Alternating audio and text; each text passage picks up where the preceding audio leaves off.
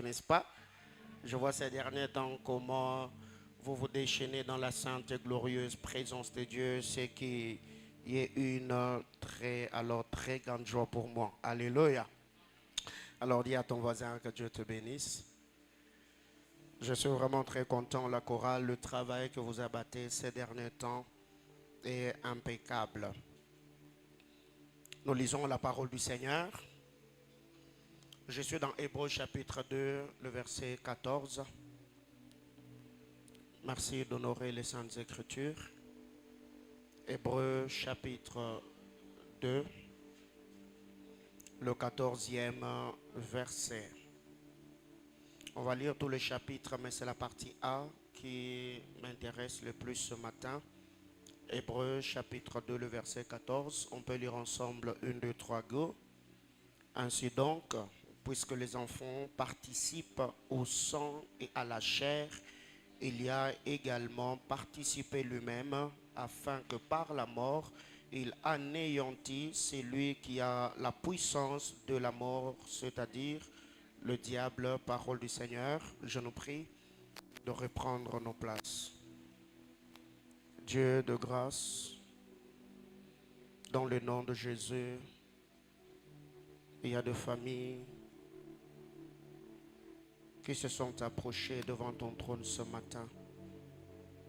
Parle à nos cœurs.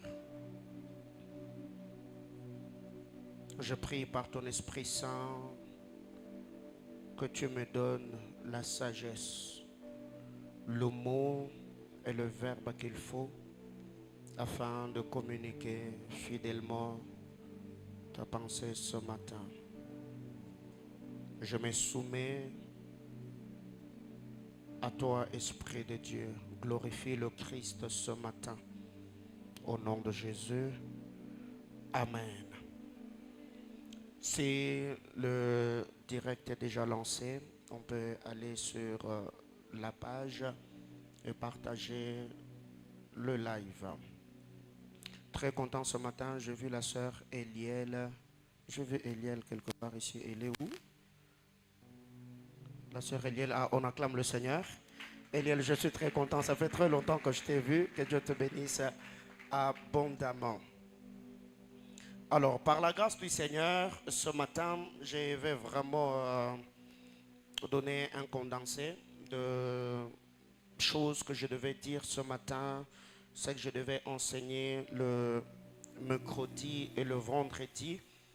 Donc, je vais vraiment m'efforcer à respecter le temps ce matin parce que ces 2 ou 3 derniers dimanches, nous avons vraiment largement débordé la cérémonie des enfants de l'Écodime, la célébration de leurs 3 ans et la remise de degrés apostoliques, le travail que nous avons fait le dimanche dernier. Et je crois que ce matin, je vais vraiment m'efforcer à rester dans le temps, ce qui fait que le mardi, nous allons débuter avec un séminaire parce que c'est la semaine pascale.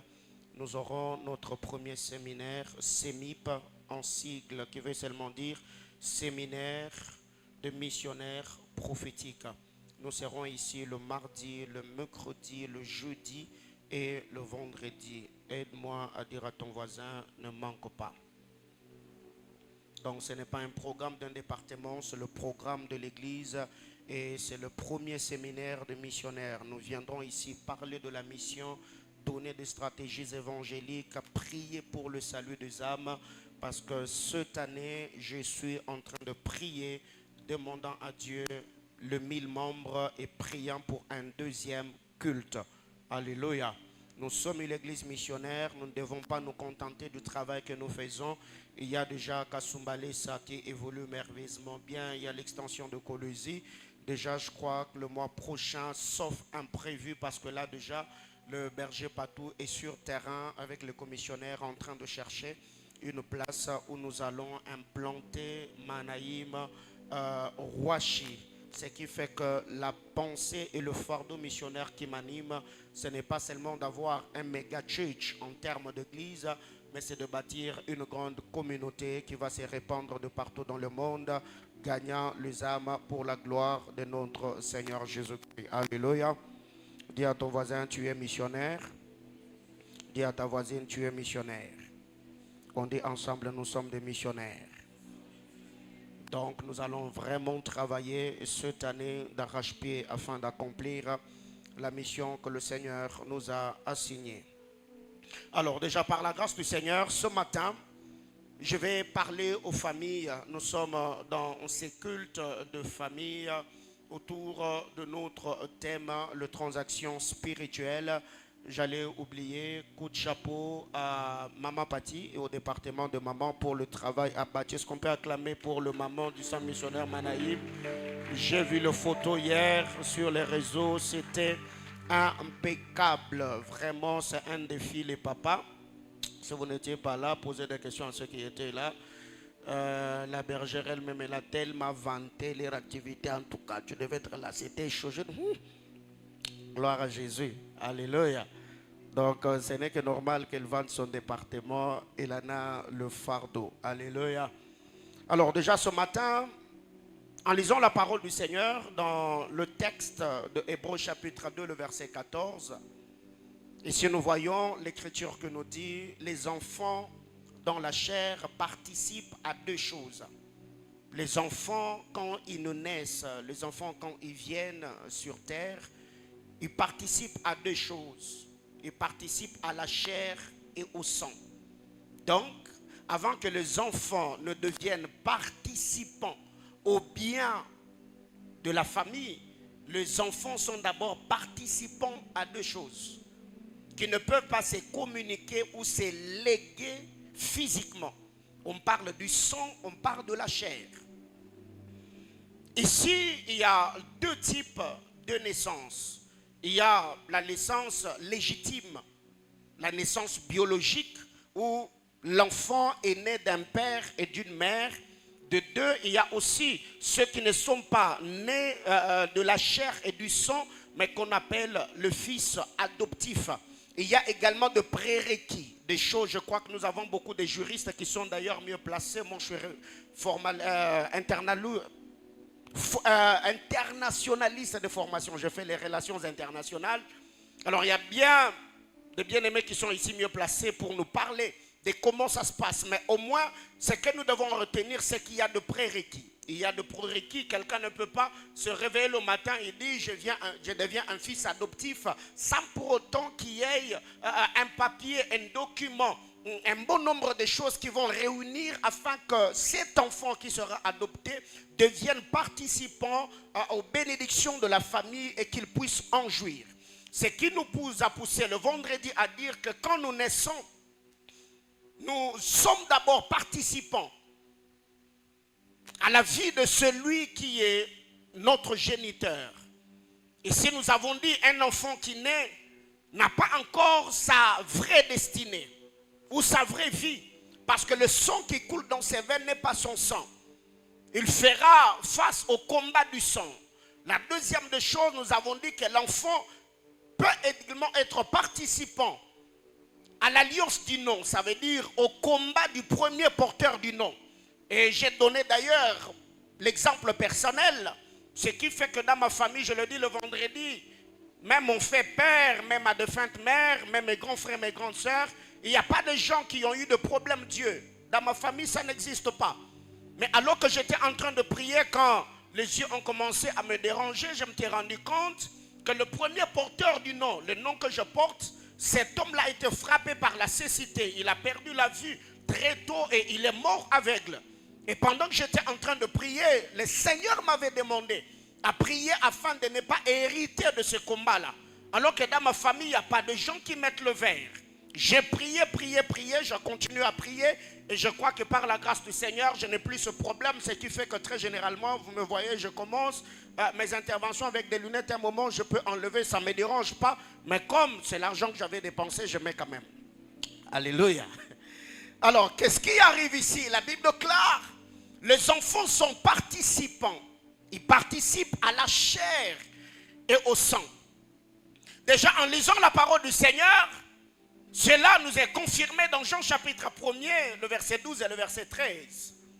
Ceux qui naissent de Dieu ou ceux qui reçoivent le Seigneur comme sauveur et Seigneur de leur vie, quand ces gens arrivent à naître dans le royaume, la Bible déclare, ils ne sont pas nés de la chair, du sang, de la volonté de l'homme, mais de la volonté de Dieu.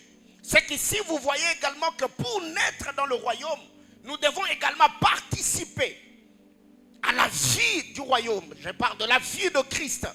Ce qui fait qu'en lisant la parole du Seigneur dans Jean chapitre 6, à partir du verset 53 au verset 56, nous voyons le Seigneur qui s'entretenait avec ses contemporains. Il a dit, si vous ne mangez pas ma chair, si vous ne buvez pas mon sang, vous n'aurez pas de part avec moi. C'est que pour que vous puissiez avoir la grâce d'être connecté aux bénédictions d'alliance, vous devez également accepter de manger la chair et de boire le sang. C'est ces breuvages, c'est cette nourriture qui fera ce que vous deveniez participants du royaume. Quand vous lisez la parole du Seigneur d'ailleurs, dans Genèse chapitre 14, je crois au verset 18, quand Abraham s'est approché devant Melchisédek, Melchisédek lui a donné le pain, il lui a donné le vin. Et Melchisédek a fait d'Abraham participant à sa dignité. Ce qui a fait que nous avons dit le mercredi, Melchisédek n'a jamais donné à Abraham. Melchisédek s'était donné à Abraham. Ce qui fait qu'Abraham, après avoir consommé le repas spirituel, eh ben, il y a un logiciel de la royauté et de la sacrificature de la prêtrise qui avait été installé ou imposé dans ses entrailles. Et Abraham a eu une génération ou une postérité bénie jusqu'à ce jour. Donc ici, parlant de transactions spirituelles, il y a de valeurs. Quand vous regardez celui qui est à vos côtés, s'il arrivait que vous vous mettiez en face de ses parents, vous verrez toujours que le phénotype est influencé par le génotype. Chacun d'entre nous ici a quelque chose de son père. Chacun d'entre nous a quelque chose de sa mère. Chacun d'entre nous ressemble à ses parents d'une manière ou d'une autre. Les orteils, les yeux, le nez, les oreilles, ta manière de parler, ton sourire. Il y a même d'autres personnes qui ont hérité même de valeurs intrinsèques. Le caractère, certaines choses, quand toi tu réagis comme papa, toi tu as la colère de papa, toi tu as ceci de maman. Pourquoi? Même physiquement, nous sommes influencés d'une certaine manière parce que le sang, le gène de ces gens-là est installé à nous. Alors pour ce matin, retenons que ce que nous faisons engage ceux qui sont attachés à nous et notre postérité. Ce que nous faisons ne nous engage pas seulement nous, mais ça engage ceux qui sont attachés à nous. Et je vais plus loin par là même de la postérité. Ce qu'Abraham a fait devant Melchisédek dans Genèse 14, ça l'a engagé lui en payant la dîme. Abraham a été connecté à la grâce, à l'onction de Melchisédek, mais aussi la postérité d'Abraham. Je parle de Lévi. Abraham a payé la dîme pour que Lévi devienne consommateur de dîme. Il a donné la dîme pour que Lévi devienne percepteur des dîmes. C'est que ce que nous faisons ne nous engage pas seulement nous, ça engage notre postérité. Ça engage ceux qui sont avec nous. Deuxième vérité, ton appartenance détermine ce que tu vas léguer comme héritage à ta postérité. Ton appartenance déterminera ce que tu vas léguer comme héritage. Je parle de l'héritage spirituel à ta postérité parce que nous parlons de transactions spirituelles. Ton appartenance détermine ce que tu vas léguer comme héritage. Il y a des gens en mourant, ils ont légué des anges, ils ont légué des alliances, ils ont légué des bénédictions. Et il y a d'autres personnes en mourant, ils ont communiqué des démons, des fausses alliances. Quand vous lisez la parole du Seigneur, Abraham a communiqué la bénédiction d'alliance à Isaac. Isaac à son tour a communiqué la bénédiction d'alliance à Jacob. Jacob aussi, avant de mourir, il a communiqué cet héritage au patriarche. Ce qui fait que ton appartenance détermine ce que tu vas léguer comme héritage spirituel. Ce qui fait que quiconque sait que c'est un père potentiel, ne prendra pas sa vie à la légère. Il ne va pas s'hasarder à faire certaines choses parce qu'il sait que tout ce qu'il est en train de faire, ça ne l'engage pas seulement lui, mais ça engage également tous ceux qui sont dans ses entrailles. Donc tout dépend seulement de ton appartenance. Tu peux léguer des anges, léguer des bénédictions d'alliance, ou encore tu peux laisser des problèmes, de fausses alliances, faux autels, ou encore des démons à ta postérité. Ce que tu n'as pas vaincu réclamera tes enfants. Ce que tu n'as pas vaincu dans ton parcours finira par réclamer ta postérité. Ici, je n'ai pas dit que ce que tu n'as pas vaincu vaincra tes enfants, non. Parce que parmi tes enfants, Dieu peut faire grâce à l'un qui peut être suscité à dessein par le Seigneur pour arrêter le fléau ou l'hémorragie qui a ravagé la famille. Mais au moins cette personne-là, même s'il sera suscité à dessein par le Seigneur, il fera quand même face. Il sera obligé de livrer certaines batailles spirituelles afin de changer les donnes, afin de prendre les choses qui étaient désorientées, de les replacer sur le chemin, afin que la destinée de plusieurs puisse briller. Je vous ai toujours parlé de mon histoire. Mon père, en naissant, tous ceux qui naissaient avant lui mouraient. Et quand ce fut son tour, ils ont fait des cérémonies pour que lui ne meure pas. Et comme il était seul dans sa famille, il a eu 3 femmes, il a eu beaucoup d'enfants. Mais dans le monde spirituel, il y avait une dette qui était restée. Ce qui fait que tous les enfants qui sortaient de ses entrailles mouraient. On était à 27, aujourd'hui on est resté à 12. 15 sont partis, papa lui-même n'est plus. Et c'est en 2007, quand le premier-né des entrailles de ma défunte mère a rendu l'âme le 1er janvier 2007, que j'ai eu comme une révolution, une colère sainte. Et j'ai dit à Dieu, mais jusqu'à quand cette histoire va continuer? Je suis allé en prière, je priais, c'est là que le Seigneur me donnera cette révélation-là. Quand la cérémonie avait été faite, ma mère n'était pas là. Mais son mari lui avait quand même raconté les circonstances dans lesquelles il était venu sur terre. Et je prendrai mon téléphone en ce temps-là, j'ai appelé ma mère, je dis, parle-moi un peu de ce qui s'était passé pendant que papa était venu sur terre. Elle m'a dit, mais pourquoi tu es curieux? Je lui ai dit, non, pendant que je priais, Dieu m'a révélé telle et telle autre chose. Est-ce que c'est ce qui s'était passé réellement? Et ma défunte mère s'était mise à pleurer. Elle a pleuré, elle m'a dit, tout ce que tu as dit, c'est comme cela que ton père était venu. Et quand j'ai eu cette révélation-là, je suis allé en prière. J'ai dit à Dieu, aussi longtemps que je te craindrai, aussi longtemps que je te servirai, aussi longtemps que je marcherai avec toi, je ne refuse pas la mort parce que c'est le chemin de tous, mais la mort ou les alliances démoniaques nous réclament. Ça, je ne veux pas. Et je peux vous dire, depuis 2007 jusqu'à aujourd'hui, on n'a jamais enterré ni un frère ni une soeur dans ma famille. Quelqu'un comprend de quoi je parle? Alors quand vous voyez certaines personnes craindre le Seigneur, être sérieux dans les choses de Dieu, ne pensez pas seulement qu'ils craignent le Seigneur parce que Dieu doit être craint ou la parole de Dieu doit être obéie. Nous maîtrisons et connaissons également certaines réalités de nos familles. Et tu te dis, si seulement moi là, je me mets à faire des aventures, le diable va décimer. Quelqu'un comprend de quoi je parle? Alors je ne sais pas la conscience que toi tu as de réalité spirituelle de ta famille et la manière dont tu te consacres pour que par ta consécration, que d'autres personnes soient préservées du malheur. J'entends quelqu'un me dire amen.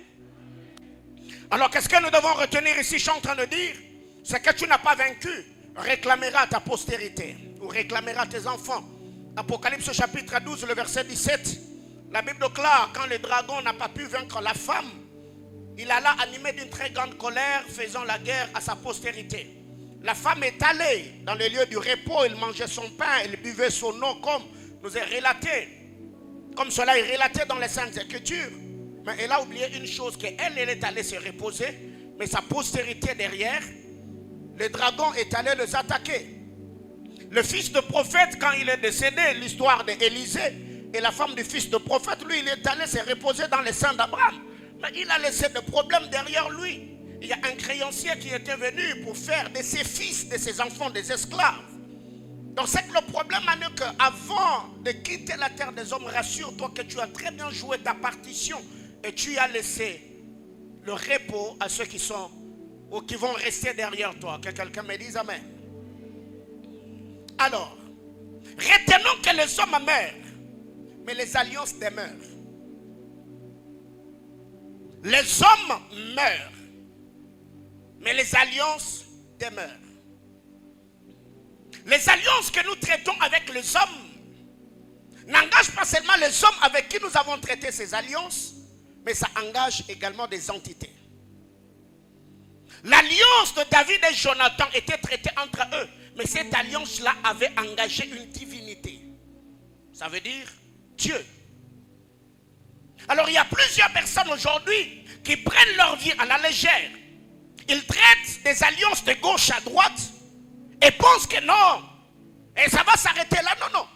Les alliances, les hommes meurent, mais les alliances demeurent. Parce que les esprits sont les gardiens des alliances. Dis à ton voisin, les esprits sont les gardiens des alliances. À celui qui est à ta droite, à celui qui est à ta gauche, à celui qui est derrière. Les esprits sont les gardiens des alliances. Ce qui fait qu'un homme peut traiter alliance, il meurt et part. Ce n'est pas parce que toi tu es parti que l'alliance est partie avec toi. Il y a des esprits qui sont les gardiens des alliances qui vont rester veillant sur l'accomplissement ou l'exécution des clauses d'alliance. Abraham est mort, il est parti. Mais le Dieu d'Abraham a marché avec Isaac, veillant sur la promesse d'alliance. Isaac est parti, mais le Dieu d'Isaac a marché avec Jacob. Jacob n'est plus, mais le Dieu qui a marché avec Jacob a marché avec la nation d'Israël jusqu'à ce jour. Bien-aimés dans le Seigneur, dans le domaine d'alliance, vous devez faire très attention. Les esprits sont le gardien des alliances. Oh, partout il y a alliance, il y a autel. Ça peut être un autel visible ou invisible. Ce que tu ignores dans la vie de l'autre sera pour toi un combat ou un autel qui te combattra en permanence. Ce que tu ignores dans la vie de l'autre peut te réclamer d'une manière ou d'une autre. Et si je parle à ceux qui sont mariés, je parle à ceux qui sont dans des relations de fiançailles, pas de relations amicales, je parle de relations de fiançailles, de fiançailles officielles. L'exemple que je prends ici, c'est que quand tu épouses une femme, quand tu prends une femme pour qu'elle devienne ta femme, ou tu te maries à un homme, ayez le temps de vous poser des bonnes questions. Parlez de réalité spirituelle de vos familles. Moi que vous voyez ici, j'ai posé même des questions bizarres que je ne saurais peut-être pas vous expliquer ici. J'ai posé des questions bizarres. Est-ce que dans votre famille il y a ceci? Est-ce que dans votre famille il y a cela? Parce que je dois quand même me préparer pour ne pas être surpris dans le mariage qu'il y avait telle réalité, telle autre réalité. Et avant d'ailleurs qu'on se marie, j'ai pris le temps de prier pour les informations qui étaient à ma portée. Ce qui fait qu'il y a aujourd'hui des hommes. Récemment, j'étais en train de parler avec un des serviteurs de l'église. Son mari, quand elle était dans sa femme, quand elle était dans sa famille, elle a fait face à certains combats, certaines réclamations. Et quand elle entre dans le mariage, elle s'est rendue compte que les mêmes choses, les mêmes combats textuellement, comme ça se passait quand elle était sous le toit parental, ces choses l'ont poursuivi même dans la maison de son mari. Et quand on m'a exposé le problème, j'ai appelé l'homme, j'ai dit non, jusque-là, il y a un travail que tu n'as pas fait. Parce que cette femme, tu as maintenant les droits sur elle. C'est à toi maintenant de faire une prière, de la détacher aux alliances de la famille et l'introduisant dans l'alliance du Dieu de ton appel. Quelqu'un me comprend? Bien-aimé dans le Seigneur, la vie est tellement spirituelle, il y a des petites choses que vous négligez. Il y a quelqu'un d'autre, elle est dans le marais, ce n'est pas qu'elle est une mauvaise femme, Mais il y a tellement les alliances de sa famille qui la réclament. Un jour, tu te réveilles, tu vois qu'elle a les sorts du mer. C'est comme un esprit de divorce qui la réclame quelque part. Il faut être suffisamment informé et équipé pour comprendre qu'il y a un démon derrière le comportement de ma femme ou le comportement de mon mari que je dois briser afin de jouir du mariage. Je parle à quelqu'un. Parce que vous marier est la moindre des choses. La magie n'est pas de se marier. La magie, c'est de rester marié. Alors les gens avec qui vous êtes en relation, l'homme que tu as épousé, la femme que tu as épousée, est-ce que tu y as suffisamment d'informations d'où elle vient, d'où elle est sortie? Elle peut ne pas avoir les grandes lignes, toutes les informations de la famille, mais elle doit quand même te donner de grandes lignes qui sera pour toi le filon de la révélation, te permettant de tenir devant le trône du Seigneur pour prier. Mais aussi, si tu es femme et tu as épousé un homme qui n'est pas fort spirituellement, tu peux aussi prier le Seigneur en disant à Dieu: Seigneur, je me suis sacrifié, je t'ai servi. Il y a telle et telle autre alliance que j'ai conclue avec toi. Je prends mon mari là, je l'introduis dans l'alliance du Dieu que j'ai servi dans ma jeunesse et ça marche. Sinon, si vous ne le faites pas, demain après-demain, ce que vous avez ignoré va vous réclamer, ça va vous combattre et ça ne sera pas intéressant. Je parle à quelqu'un. Alors, retenons que nos choix ne nous engagent pas seulement nous, mais ça engage aussi notre postérité. Ce que tu fais comme choix ne t'engage pas seulement toi, mais ça engage également ta postérité. Quand vous lisez la parole de Dieu, est-ce que la femme d'Akan avait volé avec lui? Non. Les enfants d'Akan, quand leur père est allé voler, il a touché aux interdits, parce que le Seigneur a dit aux enfants d'Israël: quand vous allez entrer à Jéricho, ne prenez rien, vouez tout par un interdit. Est-ce que sa femme était présente? Non. Est-ce que ses enfants étaient là? Non. Lui, il a volé, il est allé cacher. Mais quand la sentence est venue, et sa femme et ses enfants ont été tués, lapidés. Pourquoi? Parce que papa avait fait des choix qui ont fini par engager les enfants et son épouse. Chère maman, ne vous contentez pas seulement que vos époux vous achètent des maisons, vous envoient en vacances, vous achètent de belles voitures, vous donnent une bonne vie. Mais vérifiez également comment ils font pour gagner leur vie. Sinon, il peut déjà avoir vendu ton âme de l'autre côté. Et tu manges l'argent de ton âme. Tu manges l'argent de l'âme de tes enfants. À Kinshasa, on était exposé à un fait. On a amené une sœur qui était sur une chaise roulante. À l'époque, elle était, je crois, dans ses vingtaines. Comment ça s'est passé? Elle était en train de sortir de leur maison, descendant sur les escaliers, elle est tombée. À peine tombée, on l'amène à l'hôpital, et il y a eu un problème. Et on la dira que tu as perdu l'usage de tes membres inférieurs. Autrement dit, tu ne marcheras plus. Elle s'est posé des questions. Qu'est-ce que je fais? On a amené la soeur à l'église. Et pendant qu'on était en train de prier, une révélation va sortir. Que son père, quand il était jeune, il était allé chez un féticheur. Parce qu'il traversait des moments très compliqués. Il avait besoin de s'en sortir dans la vie. Et le féticheur lui a dit: qu'est-ce que tu vas donner comme sacrifice? Les jeunes garçons, ils n'étaient pas fiancés, ils n'avaient pas de femme, ils n'avaient pas d'enfants. Il dira que je vous donne les jambes de celui qui sera le prémisse de ma vie. Il ne savait pas ça allait être un garçon ou une fille. Lui, il a seulement dit: je vous donne le bien de la personne qui naîtra en premier. Il a fini ses études, il s'est marié. Il a oublié qu'il y a une promesse qu'il avait faite de l'autre côté. Et cette fille s'est retrouvée. Elle a perdu l'usage de ses jambes. Alors maintenant, qu'est-ce que nous, à notre niveau, on doit faire pour qu'elle récupère ses pieds? Vous voyez déjà, c'était un autre travail. Mais quand cet homme-là, très tôt, jeune qu'il était, libérait ces paroles-là de sa bouche, il ne savait pas que ça allait lui coûter trop cher. C'est que les choix que vous faites ne vous engagent pas seulement vous. C'est pourquoi, chère maman, ayez une forte personnalité. Si vous sentez que les choix que ton épouse est en train de faire vont vous conduire au désastre, ne dis pas oui et amen parce que ce n'est pas la parole de l'évangile. Tu peux le conscientiser, tu peux t'opposer, tu peux lui dire chérie, écoute, il y a telle et telle autre chose que nous vivrons comme retombée derrière le choix et les décisions que tu es en train de prendre aujourd'hui. Je parle à quelqu'un? Alors retenons que la transaction spirituelle demande toujours un point de contact.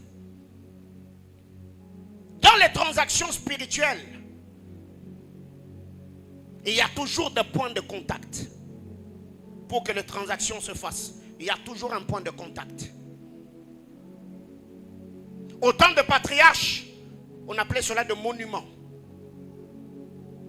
Quand les alliances se traitaient, on bâtissait des hôtels, on dressait de pierres, on échangeait de paroles.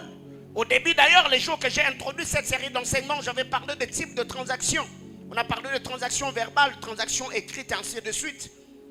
Ce que nous devons retenir, c'est que le Seigneur, le Dieu d'alliance, dans notre marche avec lui, il y a des choses que nous recevons de par le point de contact. Je donne un exemple.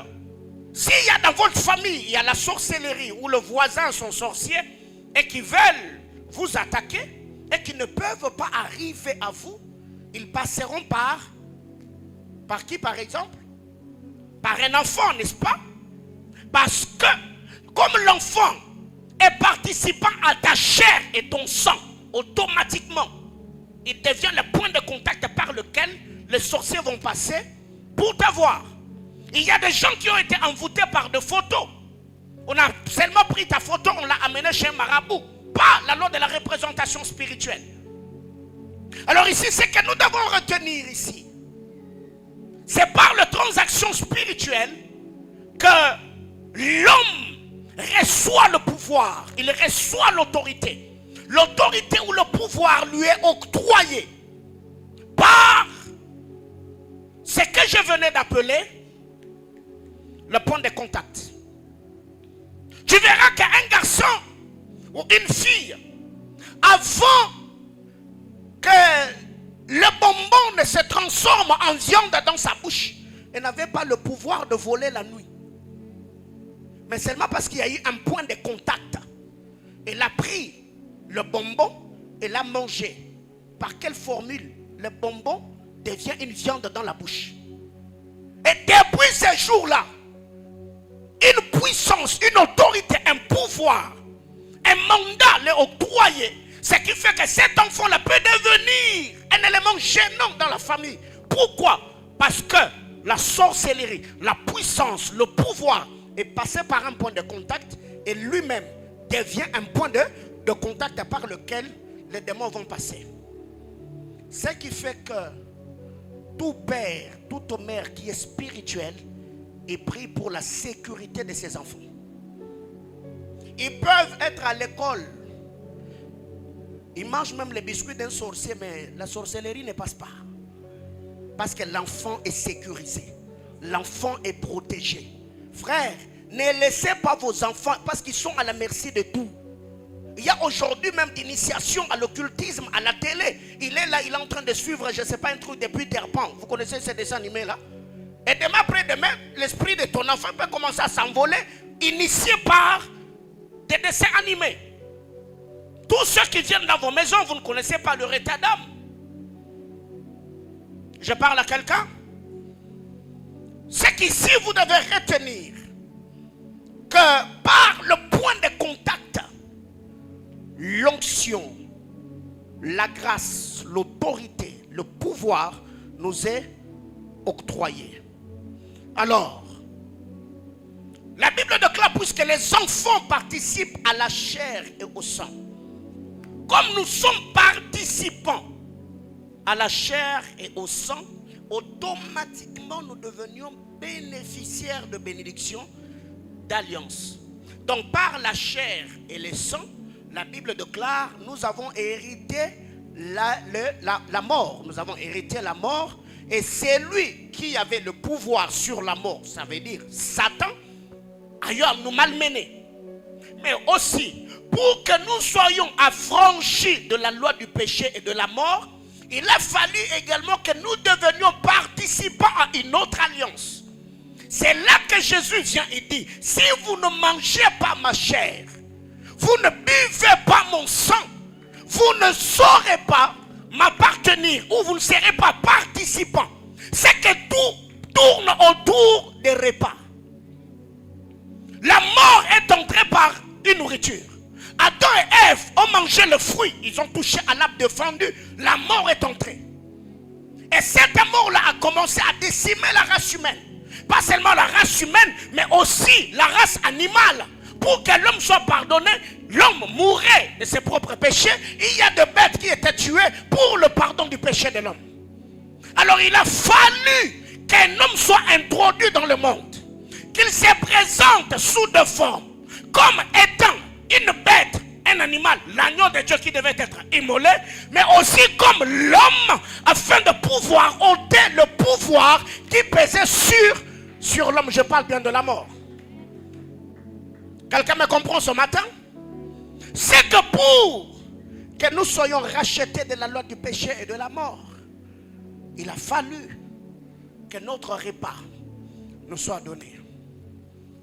Et vous verrez que le Seigneur, quand il a parlé avec les autres, ils ont dit non, Moïse dans la loi ne nous a pas dit ce que tu dis. Plusieurs, la Bible déclare, n'allaient plus avec lui. C'est que même pour que le Seigneur donne le repas physique avant qu'il ne meure, la Sainte Seine ou la Pâque, Jésus devait d'abord sélectionner ceux qui avaient droit à ces repas-là. Jésus n'a pas donné le repas avant de dire mangez ma chair et buvez mon sang. De peur que ceux qui s'approchaient du repas n'aient pas la compréhension, la quintessence ou la portée spirituelle qu'avaient ces repas-là. Quand ils ont reçu le message, ils ont dit non, non, Moïse ne nous a pas dit ça. Ils sont partis. Et leur histoire s'est arrêtée là. Mais ceux qui ont persévéré avec lui, aujourd'hui nous les appelons apôtres de Jésus-Christ. Nous lisons même leur épître. Alléluia. On est participant à la chair et au sang. Alors si la chair et le sang fait de nous participants, on est participant à quoi? À quel type d'alliance? Parce que ici, quand je parle des alliances, je vous ai toujours dit dans cette maison, tous les autels n'est pas renversés. Il y a des autels à entretenir. Des mauvais autels qui engagent les puissances négatives contre nous. Ces autels-là, nous les détruisons. Mais les bons autels bâtis, les prières, la consécration, tout ce que ceux de nos familles ont posé comme bon acte ou œuvre devant le trône du Seigneur, cela nous devons le réclamer. C'est pourquoi la Bible déclare, c'est par la foi et la persévérance que plusieurs ont hérité le promesse. Je parle à quelqu'un? Alors, écoutons ceci.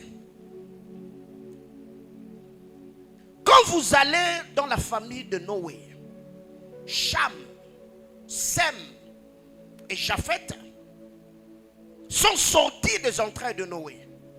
Ils étaient participants à la chair et au sang dans la vie de Noé. Mais il y a un sérieux problème dans cette famille. Le problème commence avec Noé lui-même. Un père, une autorité qui n'a pas su gérer ses moments de détente.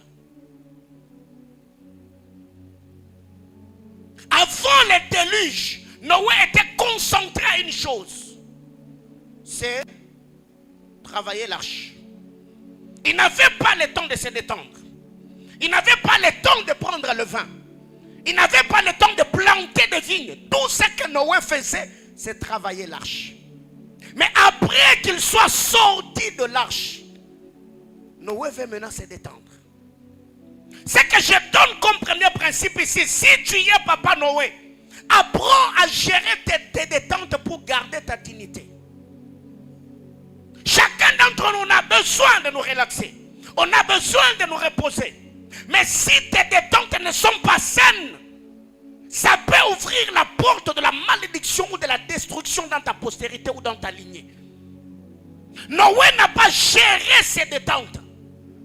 Il a planté les vignes, chose qu'il n'avait jamais fait avant le déluge.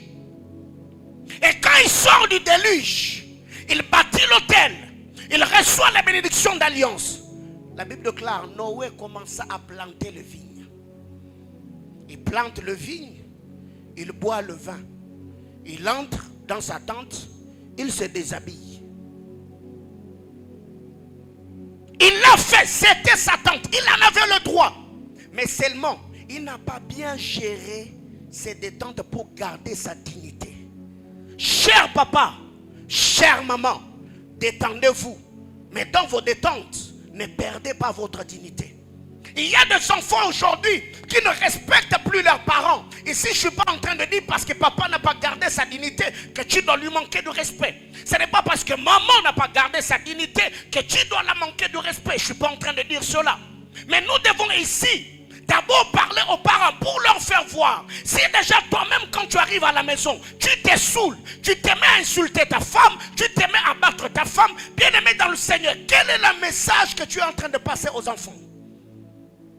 C'est qu'un enfant qui a vu son père tabasser sa mère n'aura jamais le respect pour sa femme, à moins que ces derniers rencontrent le Seigneur et que Dieu change sa manière de considérer la femme.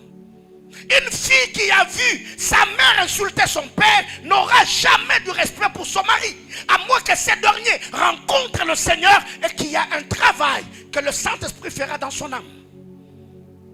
9 ans de vie commune, je n'ai jamais levé ma main sur elle.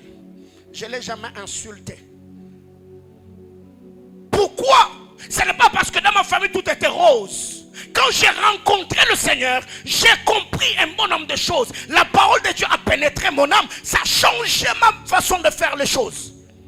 C'est que vous devez savoir, détendez-vous, mais dans vos détentes, ne perdez pas votre dignité.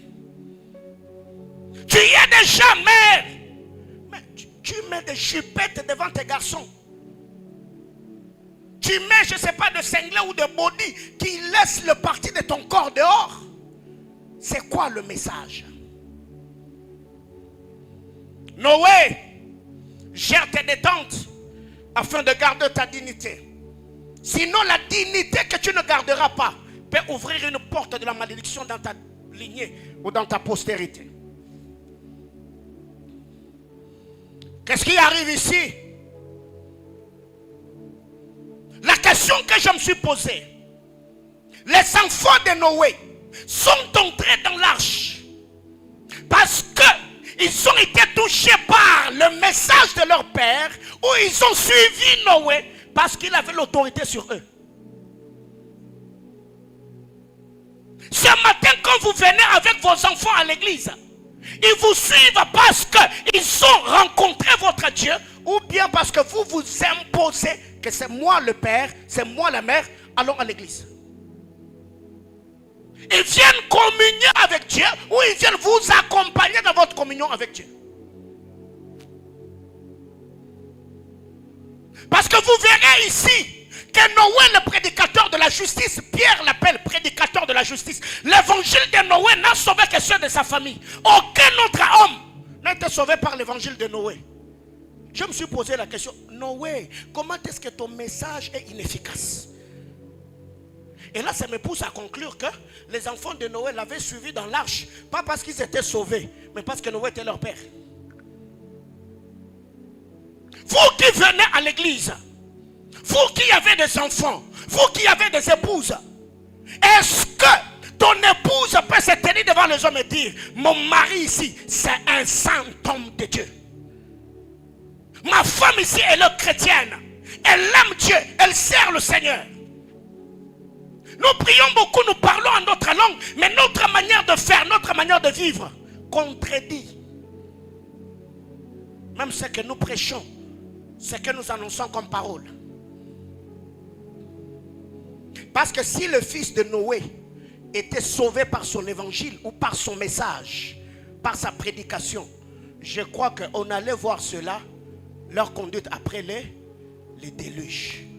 Mais quand Cham entre, il voit la nudité de Noé, il sort dehors. Il dit, écoutez, vous voyez votre évangéliste, vous voyez votre homme de Dieu, il est de l'autre côté, il est ivre. Les autres, quand ils ont pris un truc, un manteau, ils ont mis sur leur épaule, ils entrèrent dans le temple en reculant. Ils ont jeté le manteau sur Noé et ils sont partis.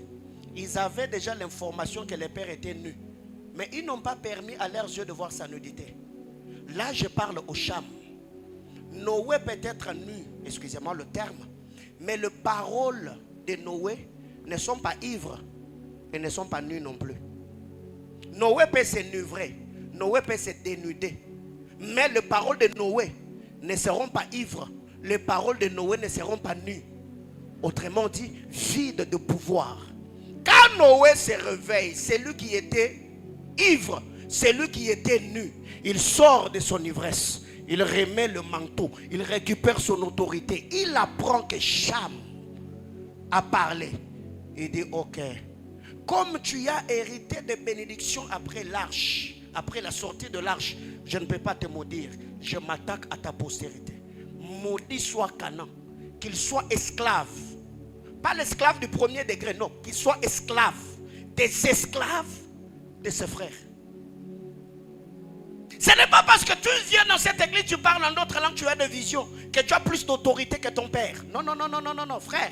Il y a des gens qui sont à l'église très polis. Pasteur, on ne touche pas. À maman pasteur, on ne touche pas. À mon berger, on ne touche pas. Mais quand vous rentrez dans vos familles, vous manquez du respect à vos parents, vous manquez du respect à vos époux, vous manquez du respect à vos épouses. Pourquoi? Parce que vous, la personne que l'on doit respecter, c'est le pasteur. Maman, moi je n'ai pas doté. Hein? Moi je n'ai pas doté.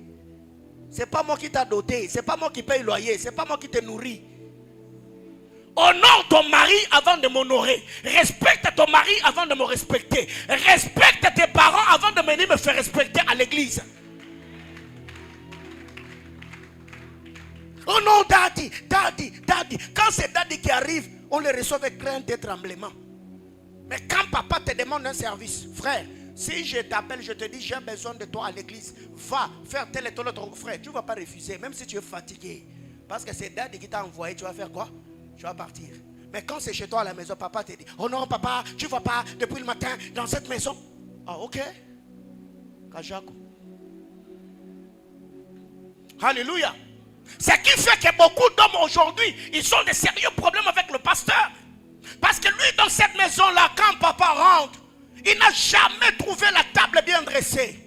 On le sert n'importe comment. Et les jours où on reçoit l'homme de Dieu, c'est ces jours-là que maman est à la cuisine. Elle va faire des plats et garnir la table. Et le pasteur arrive. Pendant qu'il est en train de manger, l'homme te regarde comme ça. Tu te dis, on a quoi courir? Toi tu manges alors que lui est en train de te maudire dans son cœur. Il va commencer à s'attaquer à ton pasteur. Pourquoi? Parce que tu n'es pas le modèle de femme. Il comprend que tu respectes plus ton pasteur. Lui, quand il arrive, vous lui donnez de l'eau dans un gobelet en plastique. Mais quand le pasteur arrive, c'est là que tu vas ouvrir l'armoire, tu prends le verre. Tu penses qu'un tel homme va considérer ton pasteur? Non. Chers frères, respectez le parent. Soyez les modèles des enfants que vos parents rêvaient d'avoir. On ne les respecte pas parce qu'ils ont l'argent. On ne les respecte pas parce qu'ils ont gardé leur dignité. Même quand tu découvriras la faiblesse, que ton père a tel défaut, ta mère a tel défaut, Dieu savait bien cela. Si le Seigneur voulait t'envoyer chez les papas, chez la maman parfait ou parfaite, Dieu allait t'envoyer là. Si Dieu t'a envoyé dans cette famille-là, c'est que le Seigneur savait que les gens comme toi là, tu dois vivre dans cette famille-là pour apprendre à vivre dans la société. Et il y a d'autres personnes, Dieu, connaissant votre âme, il a voulu travailler votre humilité en vous plaçant au pied des gens orgueilleux. Quand tu vois ton orgueil, Dieu traite ton cœur, Dieu travaille ton âme, jusqu'à ce que quand tu atteindras un certain niveau, tu ne vas pas traiter les autres comme tu as été traité. Quelqu'un me comprend? Alors, chers parents, moi et vous, on se pose cette question. Si les enfants sont encore tout petits, on peut comprendre qu'ils nous accompagnent à l'église parce qu'ils ne maîtrisent rien. Mais si déjà tes enfants ont 12 ans, 13 ans, 14 ans, tu dois te poser cette question. Mes enfants viennent à l'église parce qu'ils ont déjà rencontré mon Dieu ou ils viennent m'accompagner. Quelqu'un me comprend? Ok. Une autre vérité toujours dans la famille de Noé. Noé, j'ai compris une chose, qu'il n'avait jamais fixé les limites dans la vie de ses enfants quant à son intimité. Noé n'avait pas fixé des limites. Comment est-ce que Cham, qui était déjà un père de famille, parce que quand vous lisez la parole de Dieu, la Bible déclare, les fils de Noé entrèrent dans l'arche, eux et leurs femmes. Donc Cham était déjà père. Comment est-ce que quelqu'un qui s'est déjà marié peut entrer dans la tente de son père? Vos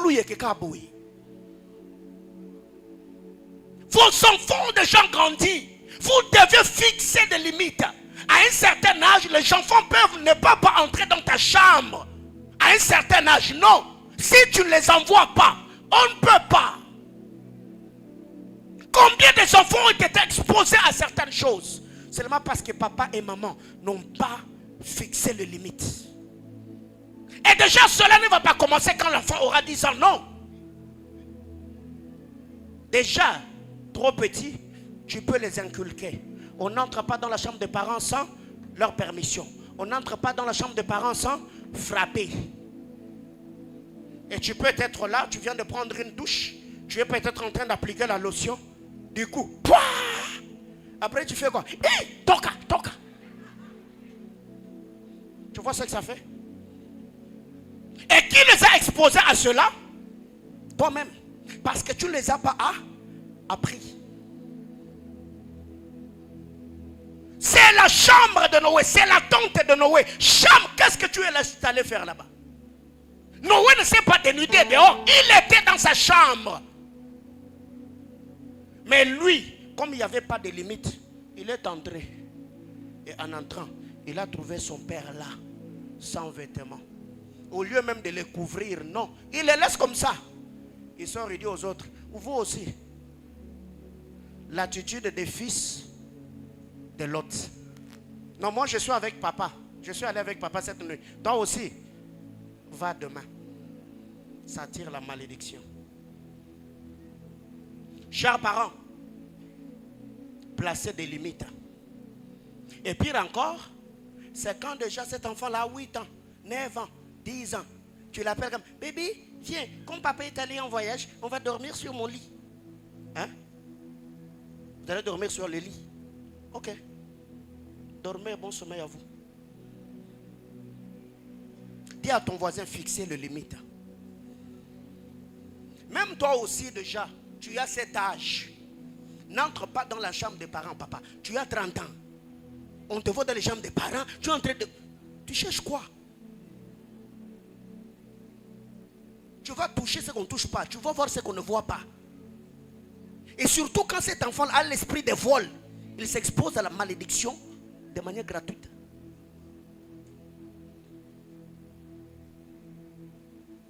J'ouvre une parenthèse rapidement, excusez-moi le terme. Même aussi, quand vous étalez vos habits intimes et que vous savez qu'à la maison vous avez des enfants, prenez même d'autres tissus, couvrez. Vous mettez seulement comme ça. Déjà c'est à l'entrée d'ailleurs de la... Quand vous rentrez... Et on passe. Non. Je parle à quelqu'un. Ce sont des choses qui se passent dans nos familles. Vous avez des enfants. Et il peut passer par... Ça c'est pour papa. Ça c'est pour maman. Et déjà demain, toi tu entres là, tu as mis la veste et dans sa tête il s'est dit, qu'est-ce qui prouve qu'il n'a pas mis l'autre là? C'est un culte de famille, n'est-ce pas? Ouais. Il faut faire quoi? Placer des... Si je ne vous dis pas ces choses, je serai en train de vous dire des bobards. Parce que nous devons également placer des limites pour garder l'éthique, la déontologie et la bonne éducation dans la vie de nos enfants. Alors, qu'est-ce que nous devons retenir? Quand vous lisez la parole de Dieu, dans la famille de Noé et dans la famille de Jacob, on peut sortir deux types de pères dans cette famille. Un, Cham voit la nudité de Noé et attire la malédiction sur Canaan. Joseph honore Jacob, attire la bénédiction sur Ephraïm et Manassé. Quel type de père tu seras pour tes enfants? Tu es Cham ou tu es Joseph? Bien-aimé dans le Seigneur, vous devez savoir, tu peux arracher une parole de bénédiction même dans la bouche d'un sorcier. Tu y as toutes les preuves que ton père est sorcier, ta mère est sorcière. Mais parce que toi, tu y es un homme spirituel. Ici, quand je parle de la spiritualité, je ne parle pas de ton positionnement spirituel. Je parle de ta manière de faire. Tu peux arracher une bénédiction dans la bouche du sorcier. Il a envoûté les autres. Lui, il ne t'envoûte pas parce que tu y es élevé spirituellement. Non, mais parce que tu obéis aux principes spirituels. Alors, ce que nous devons retenir,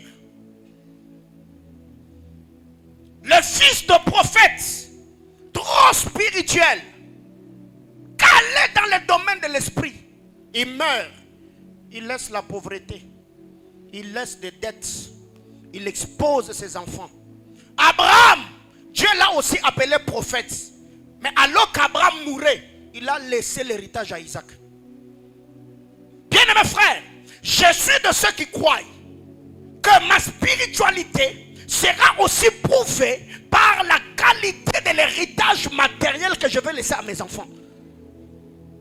Ce n'est pas question seulement de prier, de jeûner. Non, je jeûne, je prie, je me consacre. Mais je travaille aussi durement avec la grâce et les alliances de Dieu de mon appartenance pour mettre mes enfants et ma famille à l'abri. Comment est-ce qu'un puissant serviteur de Dieu, d'ailleurs c'est sa femme qui témoigne de son intégrité.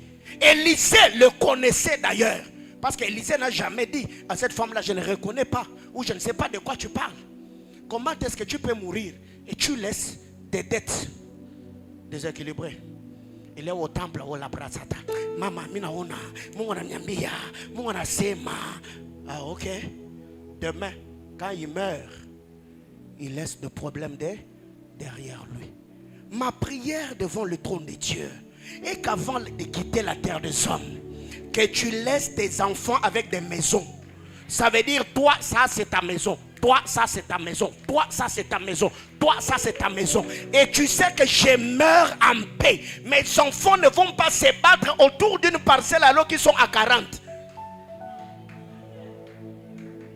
Nous, on a eu ces problèmes, frères. Oh, et heureusement que notre mère nous avait acheté de parcelles. Quand papa est décédé, il avait tout vendu. Il a laissé une maison. Et cette maison-là, on nous l'a ravie. Et ceux qui nous ont ravi la maison, ils se sont allés entretuer encore entre eux. Maman nous a dit, ne vous intéressez pas à ça. Vous avez telle et telle autre parcelle. Si vous voulez vendre, vendez, continuez à prendre soin de vous. Vous voyez aujourd'hui, jusque-là même dans votre famille, vous ne vous parlez pas. À cause de la parcelle là que papa avait laissée. Et jusqu'à cet âge, toi tu as 40 ans. Tu n'as même pas un terrain à kilobé-lobé. Toi tu vas même dans des réunions de famille. Seulement pour cette parcelle là, frère. Mon gars vous délivrer. Si déjà Dieu te bénit très tôt, ils peuvent te convoquer dans des réunions de tu leur dis, moi je ne suis pas dans ça. Allez tenir vos réunions, vendez la parcelle, distribuez-vous là l'argent. Ça va t'éviter des problèmes. Vous n'avez jamais vu ce genre de parcelle où on écrit, cette parcelle n'est pas à vendre. Damu, et tamwangeka. Papa, pauvreté. Moutema mabe, pauvreté n'est pas salabatoire. Moutema mabe na pauvreté. Parce que si tu as 4 maisons, pourquoi tu vas aller te cramponner à la parcelle familiale? Pourquoi tu le feras? Et ça, c'est l'esprit qui m'anime. Même tous les sacrifices que je fais pour l'achat parcelle, je dis à Dieu, avant que je quitte sur la terre des hommes, je vais acheter des maisons à mes enfants. Ouais. Ça c'est pour toi, ça c'est pour toi, ça c'est pour toi, ça c'est pour toi. Là où je serai, ça sera la maison de leur mère.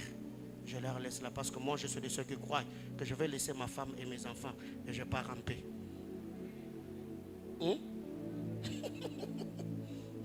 Alléluia. Bien-aimés frères, travaillez autant que vous pouvez pour mettre vos familles à l'abri. Ne me suivez pas seulement dans les parler en d'autres langues. Moi je réfléchis. Je suis même en train d'écrire des livres déjà. Oh, les sobra liva, shimahaduva. Alléluia. Et je vois d'ailleurs beaucoup de frères dans cette église. Vous priez comme si vous étiez en train de prêcher. Oh Seigneur, tu es des...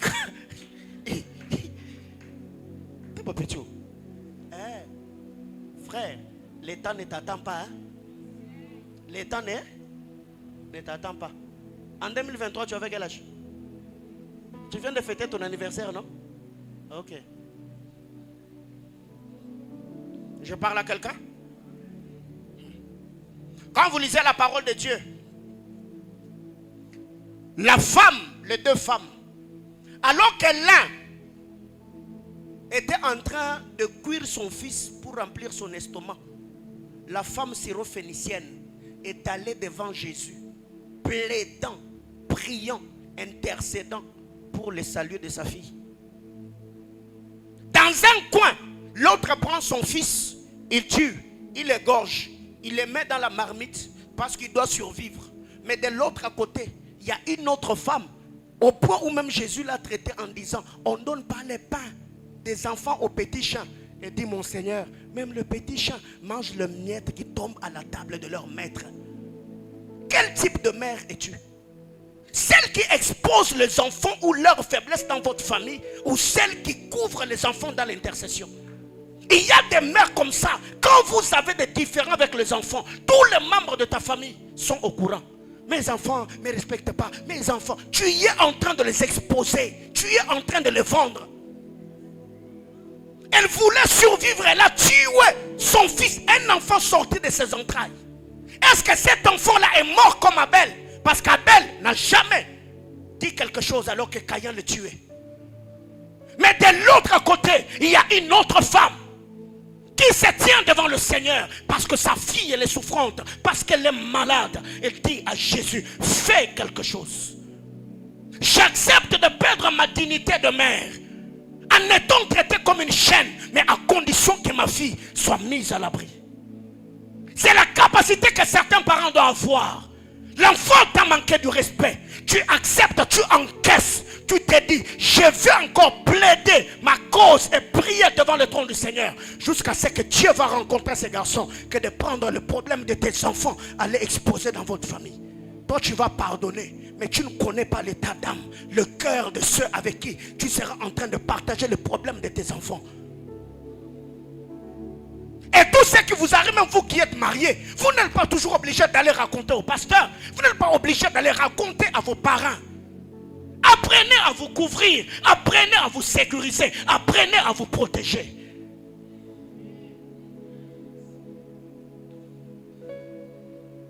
Elle a tué son propre fils. Et le lendemain, elle vient dire à l'autre, c'est ton tour, elle dit, moi, mes enfants ne sont pas à tuer. Moi, mes enfants ne sont pas à manger. Elle se fâche. Oui. C'est toi qui as tué ton enfant, ce n'est pas moi. Tu as tué ton enfant. Le mien là, on ne le mange pas. Chers parents, protégez vos enfants. Protégez vos maris. Même si à la maison, il a fait quelque chose que tu n'as pas apprécié. Tu l'as découvert dans des trucs d'infidélité. Frère, ma soeur, tu n'es pas toujours obligé d'aller parler. Parce que vous finirez par arranger. Mais ceux qui seront au courant de ce problème-là, ils n'oublieront jamais. C'est la dignité de ton mari, c'est la dignité de ta femme que tu as exposée. Pire encore, c'est quand quelqu'un est fâché, il parle avec son ami, il expose même les faiblesses intimes de sa femme ou de son mari. Qu'est-ce qui vous passe par la tête? Cette femme-là, elle n'est pas propre. Il y a ceci, il y a cela. Tu parles parce que tu es en colère. Mais après,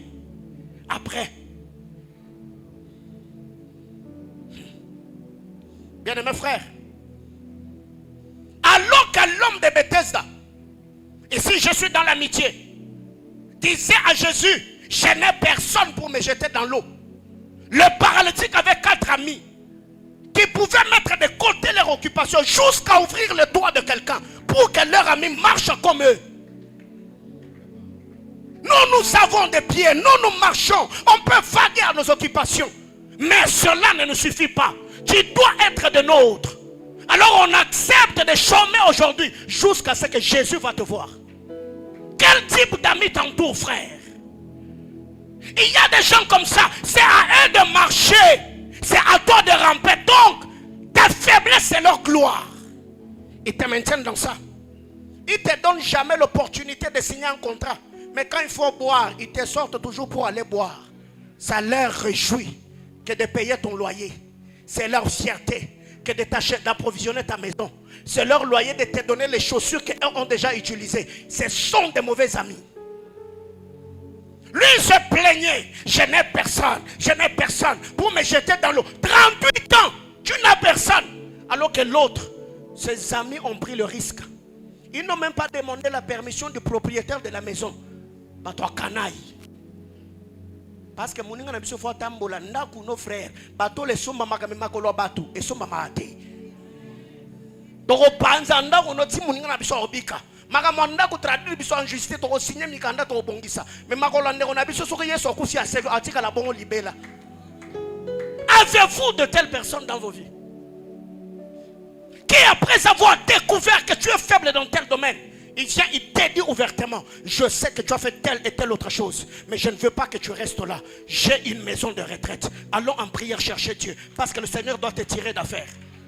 Frère, même dans votre entourage, réclamez de telles personnes. Et si vous n'en avez pas, cherchez ça et attachez-vous. La vie est courte, frère. La vie est courte.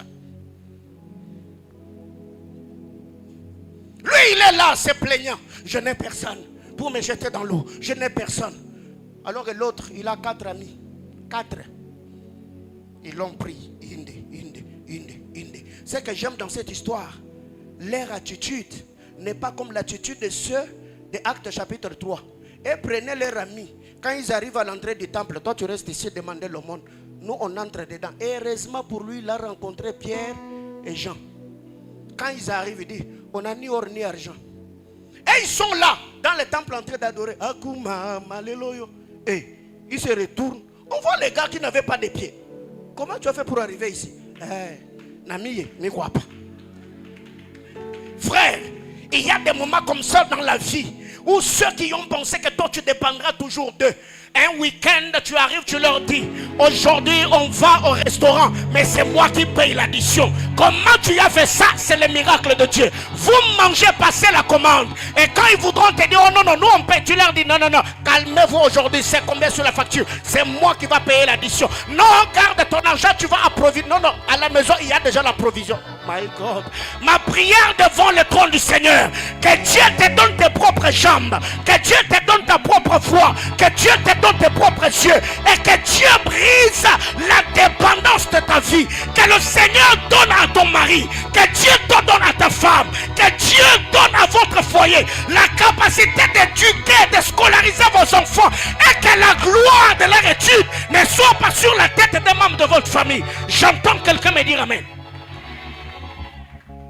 Mes enfants ne resteront redevables à personne sur la terre des hommes.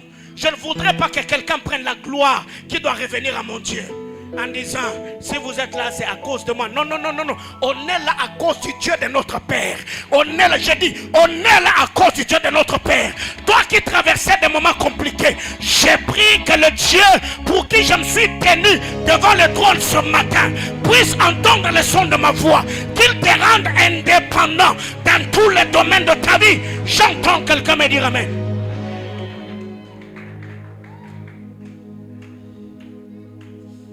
Et comme ça, quelqu'un peut commencer à faire très mal tes enfants. Ils viennent aujourd'hui. Papa, Yannick, tu peux me donner? Oh, j'ai pas d'argent aujourd'hui, viens le week-end. Banana niango. Banana niango, frère. Banana niango. Banawa yote. À moi, Nzambe, au biso ton nimela, à coup fait passer côté. Aussi longtemps que Jésus est sur le trône, je t'annonce ce matin à ma qualité de prophète de Dieu. Ce qui t'inquiétait autrefois, Dieu te donne la capacité et le moyen ce matin de placer tes enfants dans les écoles de tes rêves. Et j'entends quelqu'un me dire amen. Nous avons besoin de Dieu. Quelqu'un ne peut pas venir te voler la vedette.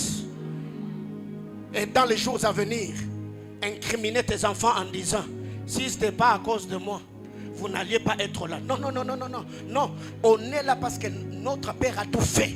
Le Dieu de son alliance nous a soutenus, frère. Ce matin, les choses que je t'annonce, j'ai cherché Dieu ça pour ça. Je disais que j'ai prié ce matin depuis 5 heures du matin pour ça. Je t'annonce que le Seigneur va le faire. Prends ta place. Qu'est-ce qui arrive? Alors que l'homme riche avait tout avec lui, n'arrivait pas à partager avec le pauvre Lazare. Tabitha, Dorcas et la veuve de Sarepta partageaient le peu qu'ils avaient. Lui avait tout. Même Lazare était plus libéral que lui. Lazare n'avait même pas la chance de manger le miette qui tombait à sa table. Mais les chiens qui voulaient lécher les ulcères, Lazare le laissait. Donc Lazare partageait même avec les chiens. Il laissait sa peau, ses plaies. Les chiens venaient lécher. Alors que l'homme riche ne faisait rien. La veuve de Sarepta, elle n'avait que peu d'huile, peu de farine. Elle a partagé avec le roi. Dorcas, Tabitha, on ne nous parle même pas de son mari. La Bible déclare, elle assistait le veuve. Et quand elle a rendu l'âme, les veuves ont pris des tuniques. Souviens-toi, Pierre, souviens-toi. Si les hommes ont intercédé pour le centenier romain en disant il a bâti notre synagogue, nous aussi nous avons des tenues, des tuniques que Tabitha Dorcas a cousues. Pierre, ressuscite-la. Bien-aimés frères, il y a un moment dans la vie où peut-être les personnes sur qui tu comptais jusqu'aujourd'hui, quand tu regardes dans ta vie, ils n'ont rien fait. Mais ceux qui n'avaient rien, sur qui tu ne comptais même pas, ce sont eux qui t'ont aidé et t'ont permis à faire certaines choses. Et très généralement, c'est ce qui se passe même dans les églises. Les gens qui viennent avec beaucoup d'argent là, vous pensez que c'est eux qui soutiennent l'œuvre de Dieu. Ce sont des gens qui ne partagent rien. Ils sont égoïstes. Mais ceux qui se battent là, ils gagnent $100, ils gagnent $10, ils gagnent 200. Tu verras que c'est cet homme-là qui, avec le peu qu'il a, il sait d'où Dieu l'a tiré. Il sait que la richesse, le peu que j'ai, c'est Dieu qui me l'a donné. Il peut partager, il peut contribuer. Que Dieu ne vous donne pas seulement ceux qui ont beaucoup, mais que Dieu vous donne ceux qui ont le nécessaire et qui vous seront utiles dans la vie. Frère, il avait tout, alors que le pauvre Lazare souffrait à sa table. Mais Lazare lui-même, il n'avait rien. Il n'avait que ses plaies. Les champs qui étaient dans le besoin, il laissait les champs. Bien aimé, quelle libéralité. Transaction spirituelle. Il est question de la participation. Nous participons aux chairs et au sang. Et tout ce qui arrive ici, tout est question de semences. J'ai dit bien, tout est question de semences. L'homme riche ne partageait pas parce qu'il avait une mauvaise semence. Tabitha, Dorcas ou la veuve de Sarepta, elles avaient la semence de Dieu. Autre chose. Alors que les ossements d'Ézéchiel 37 attendaient un vivant pour venir les ressusciter, les os d'Élysée ont ressuscité un mort. Un mort qui ressuscite un mort. Alors que le mort attendait le vivant.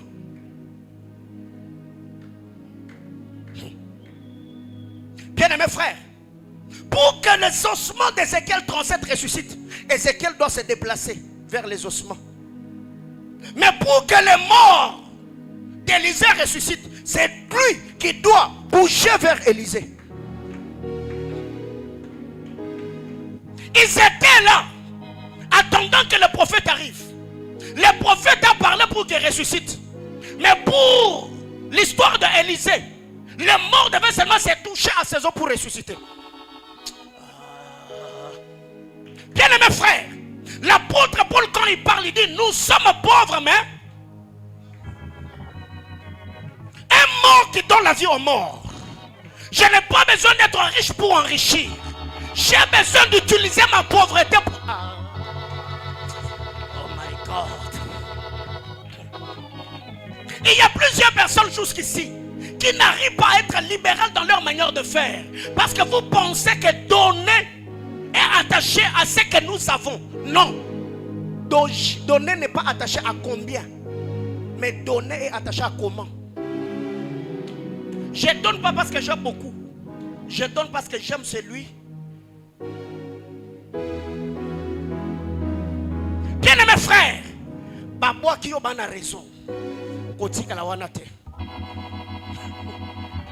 vous lisez le manuscrit, le texte, la Bible déclare, ils ont jeté les morts. Les morts se roulent. Roule-toi. Babige yo au balate. Kotika la anate. Ils ont dit que toi, rien de bon ne sortira de toi. Bien-aimés frères, si tu restes là, tu vas leur donner raison.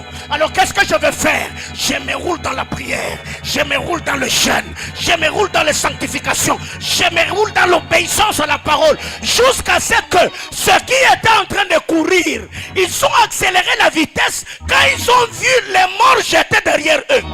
Alors, on fuit qui? L'armée adverse ou celui qui est ressuscité? Ma prière devant le trône du Seigneur. Ils entreront dans l'avion, pensant te trouver dans la classe économique.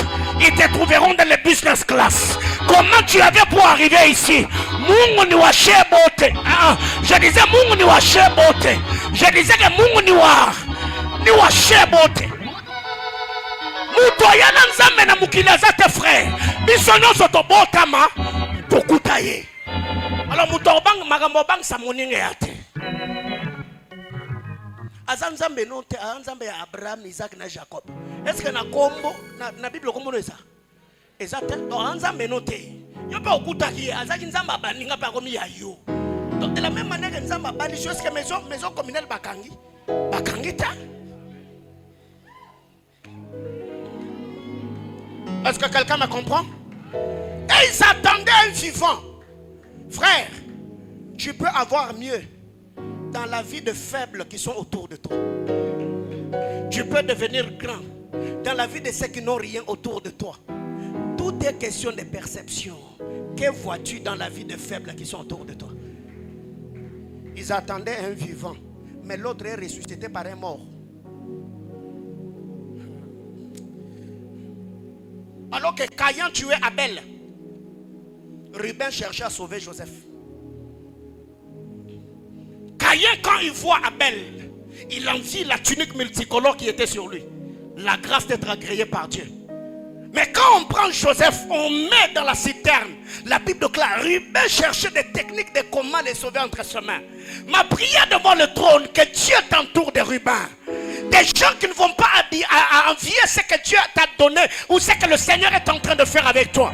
Des gens qui seront comme les neveux de Paul. Ces garçons étaient oubliés parmi le Sanhédrin. Mais il avait des oreilles qui ont entendu les conspirations qu'il faisait. Il est allé dire à Paul, la nuit d'hier, j'ai appris, j'ai entendu les gens dire, faisons telle et telle autre chose. Et cela est devenu un argument pour Paul devant les tribunaux. Ma prière devant le trône de Dieu, que Dieu enlève tous ceux qui t'envient et ceux qui ont l'intention de te voir perdre.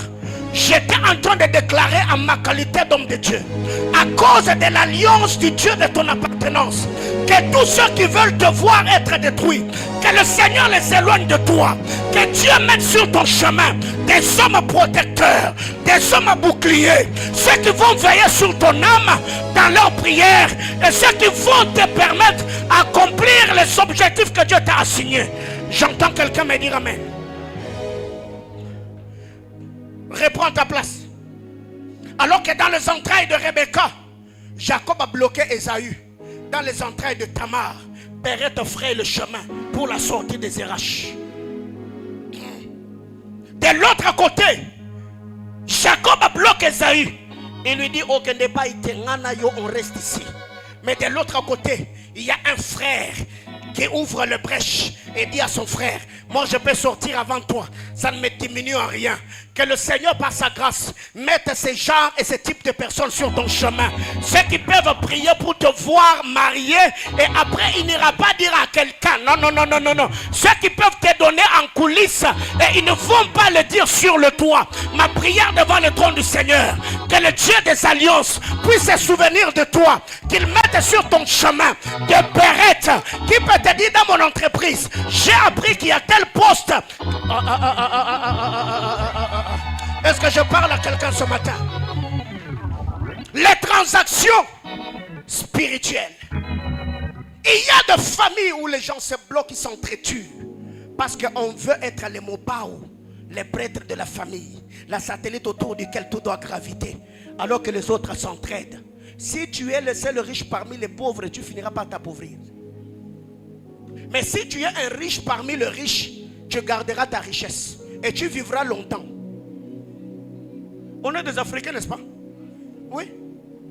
C'est lui qui a beaucoup d'argent dans une famille où plusieurs sont pauvres. Son nom est toujours dans la bouche des gens. Moi, j'étais allé chez lui. On ne m'a pas bien traité parce que je n'en ai pas. Je lui avais demandé. Il n'avait rien fait. Mais si déjà, vous êtes à 4 à 5 et qu'on vient chez toi, tu diras, ce moment, je n'ai pas d'argent. Tu peux voir, il y a trésor. Il peut aussi te venir en aide. Bien-aimés frères, priez pour que Dieu puisse susciter dans vos familles ceux de votre espèce. Ça va vous donner du repos et ça va vous permettre à économiser. N'ayez pas cette mentalité africaine et congolaise d'être celui autour de qui toute la famille tourne. Frère, tu vas mourir avant. Et il y a des gens comme ça qui sont exploités, utilisés dans leur famille. Et tu n'arrives même pas à bien scolariser tes enfants parce que tu as des neveux, des cousins, des cousines que tu fais étudier. Je ne dis pas que je suis contre cela, mais non. Mais d'abord, ma priorité, c'est d'abord ma femme et mes enfants.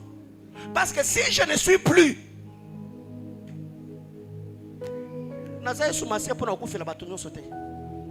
ce que j'ai, je vous donne à la mesure du possible. Si tu mourais, cette personne-là, il va arrêter de vivre. Il va se tourner vers quelqu'un d'autre. Il va continuer à survivre, n'est-ce pas? Alors si toi tu n'as plus, tes enfants auront qui? C'est à ce niveau-là que vous n'arrivez jamais. Je prends soin de ma famille. Ma mère n'est plus, mon épouse est là. La maison où ma mère habitait à Kinshasa, je continue d'envoyer l'argent jusqu'à aujourd'hui. Je prends soin d'eux. Je soutiens ma famille. Je prends soin d'eux. Il y a des neveux, de cousins, je ne sais pas, des nièces que je fais étudier à Kinshasa. Je le fais à la mesure du possible. Mais mes enfants ne sont pas en train de chômer parce que je fais étudier des neveux. Non, vous étudiez, mes enfants étudient aussi. Je parle à quelqu'un?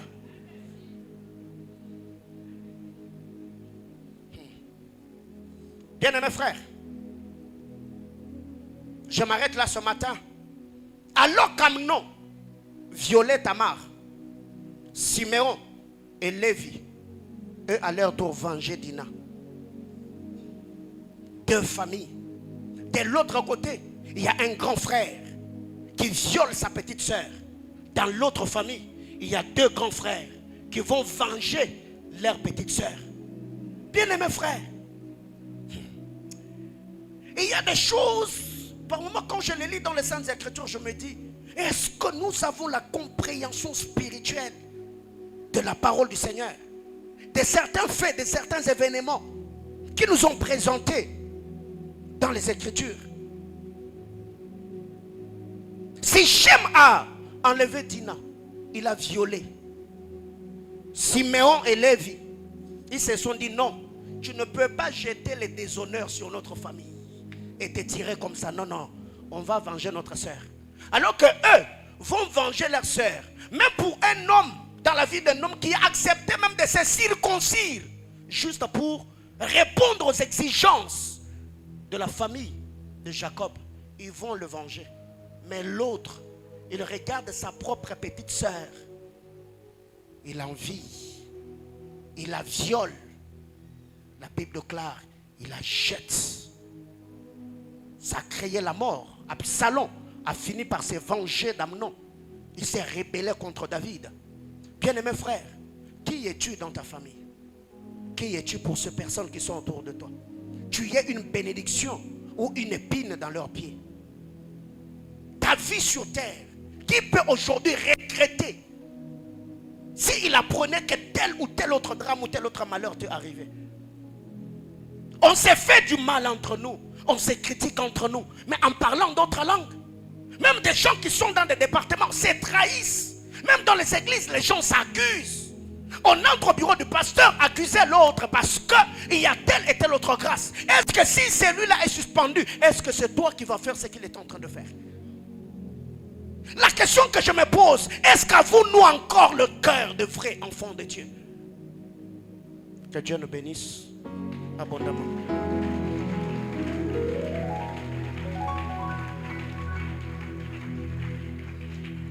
Cinq minutes, nous allons prier le Seigneur.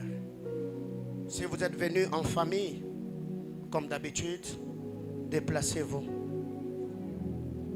Tenez-vous la main. Nous allons prier ce matin.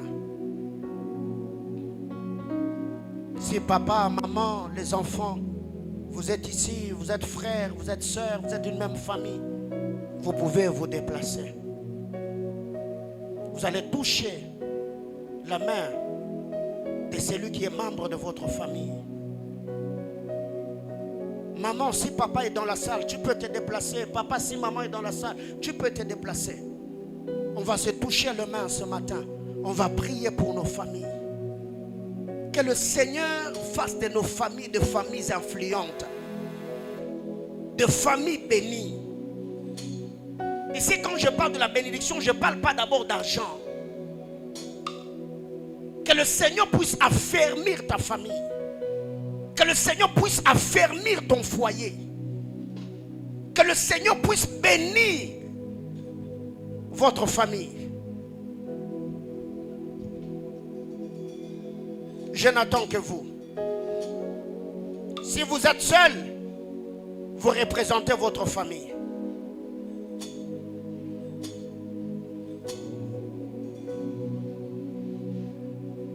Nous allons prier le Seigneur ce matin. Le Dieu de la Bible est un Dieu des alliances. Il est celui qui marche avec les hommes. Il est celui qui bénit les hommes. Est-ce qu'on peut élever nos voix et commencer à prier le Seigneur? Vous connaissez la réalité de votre famille. Je voudrais ce matin que vous puissiez prier le Seigneur. Vous savez ce qui se passe dans votre famille. Parle à Dieu. Si votre